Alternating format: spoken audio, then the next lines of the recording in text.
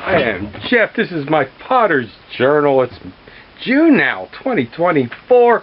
I'll be making some more pots inspired by Christoph Weber for a bicentennial celebration. He was making pots from 1808 to 1853.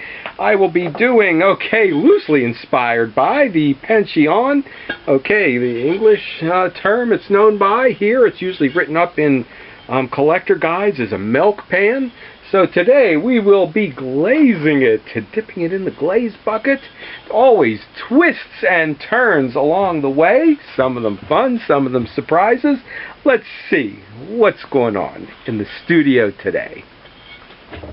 Here's what we'll be looking for finished results. I tried a few different ways of doing it. Glazed on the outside, and different configuration of the glaze on the inside, decoration on the outside, and glazed. In the end, I like them best not glazed, which I think would probably have been quite often the most traditional way of doing it. And we will start with what is in the kiln today.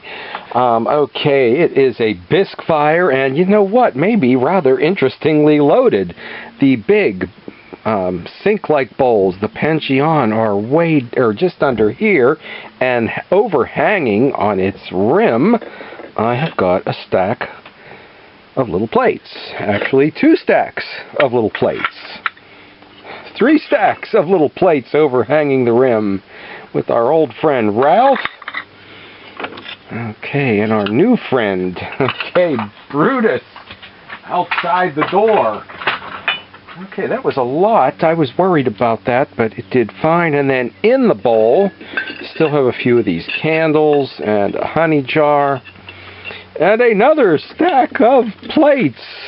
I had suspicions. And this is what you see, the crack.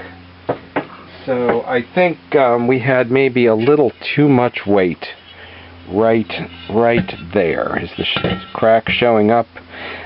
This was a piece I made for myself to put garden vegetables in and wash the dirt off of them.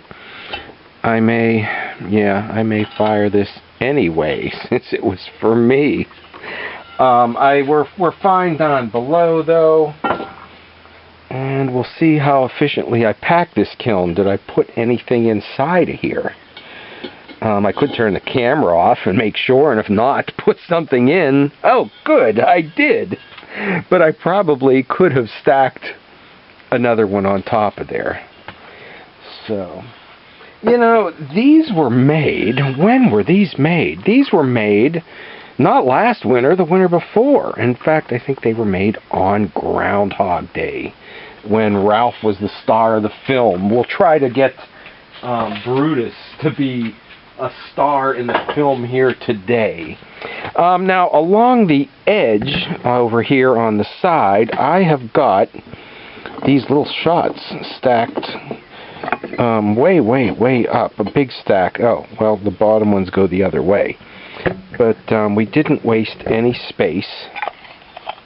And I'm firing to my Bisque to cone 04. I think 05 is rather popular, common too, but the 04, the large pancheon, these are here in every size, and every size. So we are going to work on glazing some large ones. And although the Christoph Weber pieces were slip-trailed, mine are combed. The combing came out absolutely perfect on these, because it doesn't always match up in the end. Not that it has to, but it has to be good not matches. I'm starting to get very anxious about taking the chances with these, which they are a big chance. The first surprise for me in our twists and turns. This was to be a very easy demo as how I dip these in the large pan, just like that. Somebody was wondering, how do you glaze this big stuff? Well, I forgot that I was planning on doing these in a more traditional way, with the bottom left unglazed. So I am going to have to pour the glaze in here and pour it out. So this may be quite a show. This is when things go wrong, when things splash in ways unexpected, especially pouring big buckets from one to the other. However, this big pan, okay, I just cleaned it out because it was dirty. That was a fun twist and turn. And I really need to fill up a bucket of water to work on glazes, clean up some tools. But how do you do it with a puppy who's never drank out of a hose before?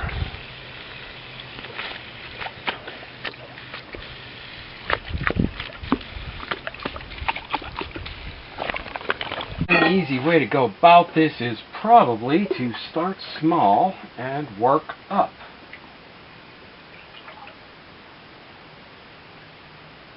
So no problem there. It filled the pot, and already I splashed it in there so fast it came right out the side.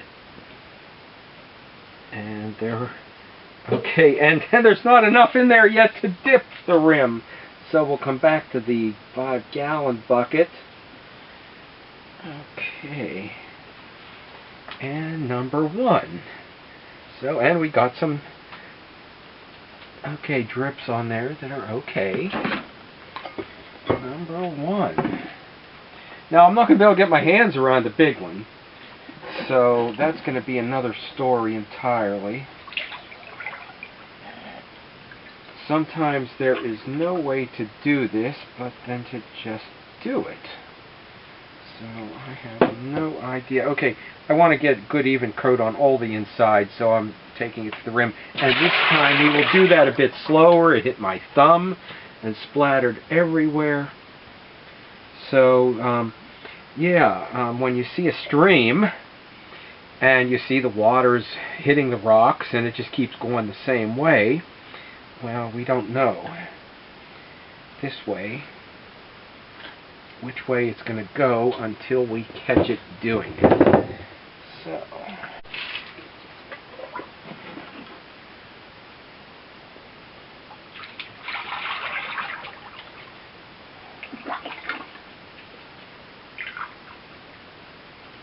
okay, now you start above your hand and get just enough to do the whole thing. Okay. Alright. You know, wow. That did the rim perfectly. Oh, I don't believe it. Oh, it came to just around. So if you were waiting to see disaster, it still may come. But we got that one. You know, on the test ones I did, I came down a little bit further. But I see no reason to go any further. This one, I can't get my fingers around to dip in there to get all the rim. So here we go. They're getting bigger. Now the reason I knew to start over one arm and go to the other is because I guess at some point in the past I had it spill everywhere, so. But sometimes you just don't know. Okay, here we go again. Slower, slower, slower, because I want to get enough glaze to get to the very end. All right. Well, I see. We missed a little bit. We missed just a little bit. We missed just a little bit right there, but I think it's just too perfect with the couple little drips underneath to fix it. Alright. Okay, this is not the video I envisioned. And then when I found out I wasn't going to be dipping these in the bucket, I was only envisioning a disaster. But we're not done yet. Okay, there is still one more to go. And I guess I'm feeling too overconfident now. Alright. So one more time. One more time. And this has to be done relatively fast. I mean, that glaze is soaking into the bottom right now. We're not going to have as thick a coat on the top. And, oh, wow. I can't do it. I can't do it. Oh. Now, this is Bisqueware. This is Bisqueware. That is a nice odd finish, but I think I will dip it in because, oh, wow. Okay. Now, the only one left is this one. I think we'll have to take a different approach back to that way. There's the video I originally envisioned. So, I think we need a little more glaze in here. So we'll put a little more glaze in the pan. And hopefully the pan is balanced and it won't tip over and off. Okay, on my colanders, I glaze them and put them on stilts on the bottom. But I wipe a lot of the glaze off, and first I put some water down here so the glaze doesn't stick as much, it comes off easily. Here's the video I originally envisioned showing how easy, somebody said, how do you do your big baking pans? And you have to have, okay, something big enough they'll fit in one side and out the other. Now, what you do then, I'm not sure next. Because it needs to dry a bit, and we will dab some glaze where the finger marks were on the top. So a little bit time to dry, and you know, I can set this down because we are going to wipe most of the glaze off the bottom. And this is a tough call. What do I do about that? What do I do about that? It is, okay, a beautiful drip and blank mark on there. You know, I don't know that there's great prospects of this selling in my market, so maybe we will just leave it like that and not give it, okay, yeah, not like that, but a dip in the glaze. So no show for you really yet. That is it on the floor, and that little bit there will be easily cleaned up. But we still have the transfer of this huge pool of glaze back into the bucket. Now, too fast and too much force on the side right there could bring the whole bucket over, or who knows which way it'll fly. Okay, so I reconfigured it so I'm not doing it left-handed or right-handed, but we got to go very slowly. Oh no, there's a... oh. And no show for you again.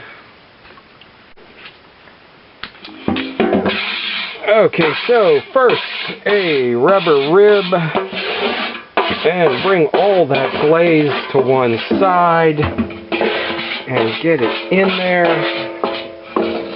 and then a little bit of water, because we are not going to waste any of the glaze. It's going back in the bucket the next time we mix the glaze. If we need to take a quarter cup of water off, we will.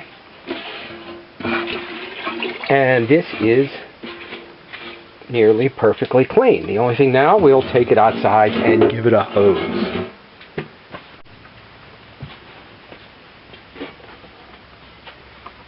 Okay, and this is where I say, and that's the way the pros do it.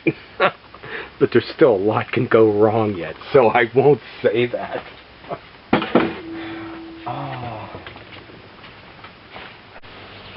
We will get the glazing of the mugs in the next video with the historic mug and historic glaze we use on. It occurred to me, this is what put us out of business. The enamelware pan, and that's the pot. The pan I was glazing in it. Now, can I wash this out with a hose? Or will my friend want to drink another 5 gallons of water? Stop back and see what the new puppy learns in the pottery studio next week.